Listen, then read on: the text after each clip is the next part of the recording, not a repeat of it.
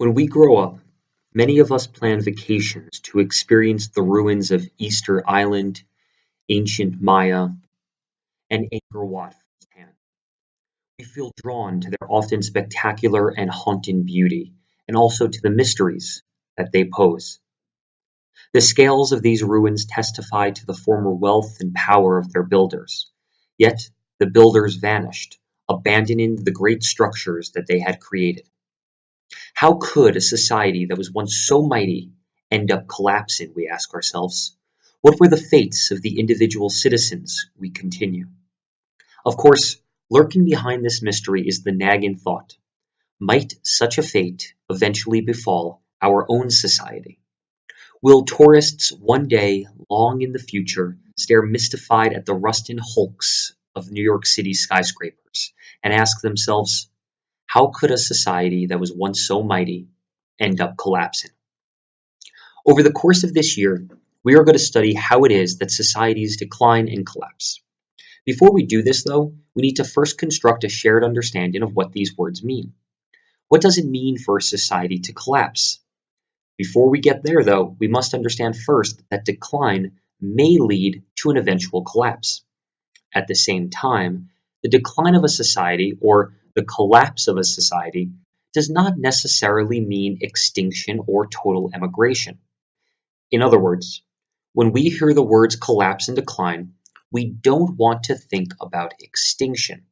While that is one possible outcome, there are many other outcomes as well.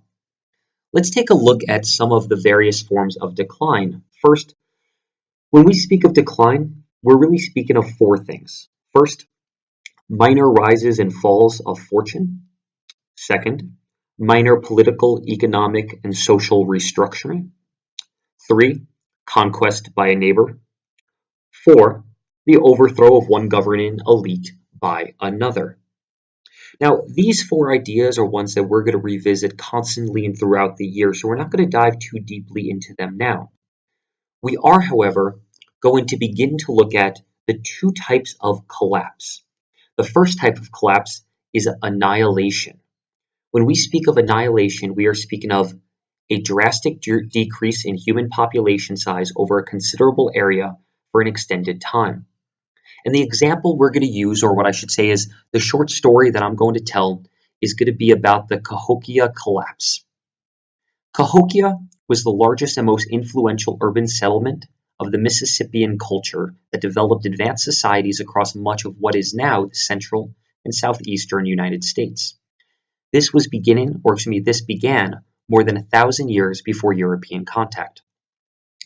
At the high point of its development, Cahokia was the largest urban center north of the great Mesoamerican cities in Mexico and Central America. Although it was home to only about 1,000 people before 1050 CE, its population grew rapidly after that date. According to a 2007 study, between 1050 and 1100 CE, Cahokia's population increased from between 1,400 and 2,800 people to between 10,000 people and 15,000 people. Archaeologists estimate that the city's population was between 6,000 and 40,000 at its peak, with more people living in outlying farming villages that supplied the main urban center, which we can see here in this image. In the early 21st century, new residential areas were found to the west of Cahokia as a result of archaeological excavations, increasing estimates of area population. If the highest population estimates are correct, Cahokia was larger than any subsequent city in the United States until the 1780s, when Philadelphia's population grew beyond 40,000. One of the major problems that larger centers like Cahokia faced was keeping a steady supply of food. A related problem was waste disposal for the dense population, and Cahokia soon became unhealthy from polluted waterways. Because it was such an unhealthy place to live, it is believed that the city had to rely on social and political attractions to bring in a steady supply of new immigrants. Otherwise, the town's death rate would have caused it to be abandoned earlier. It's this major problem that seems to have led to the collapse of Cahokia. The population of Cahokia began to decline during the 13th century, and the site was eventually totally abandoned around 1300. While still something of a mystery, Researchers found evidence in 2015 of major floods at Cahokia so severe as to flood dwelling places.